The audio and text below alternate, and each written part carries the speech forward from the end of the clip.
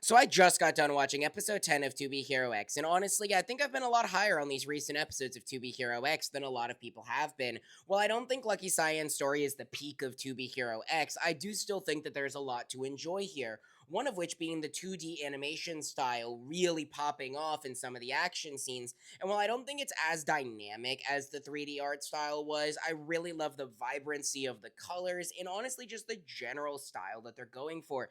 Now, I think that kind of falls flat when they try to mix in the 3D animation with the 2D animation, especially with the scene where Lucky Cyan is standing on top of the truck and it's her 2D sprite in a completely 3D world. I think those scenes, I'm not a big fan of mixing the 2D with the 3D, especially if you're not doing it completely and holistically. However, I do think that there's still more to like with the reveal of how Lucky Cyan got her powers, and that being the dying wish of all the other passengers on the airplane.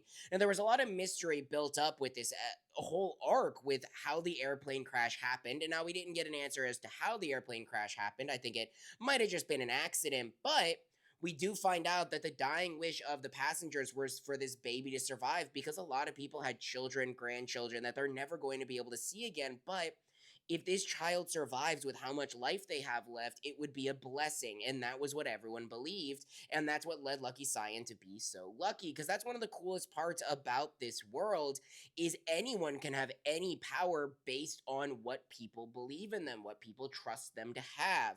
And that is exemplified by Lucky Cyan. I do think that the villain in this was a little bit weaker. I am very curious because it sounds like this was kind of the manifestation of fear for the first time.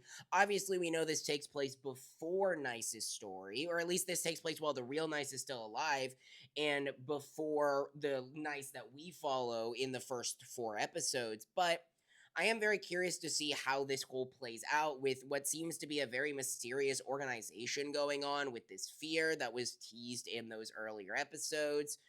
Overall, I think that 2B Hero X might not be reaching the highs of those first four episodes. I do still think it is one of the strongest shows coming out this season, which unfortunately isn't saying much because I am liking a lot of the shows in this quite a lot. It's definitely not the best show there is. I mean, the best show right now is One Piece, and that's just, it's One Piece. But yeah, anyway, let me know your thoughts in the comments. Let me know if you're also enjoying this. Let me know if there's anything else to look forward to based on what your expectations are. Drop me a follow if you want to hear more thoughts on this seasonal anime or any other things nerdy. Drop a like. Thank you so much.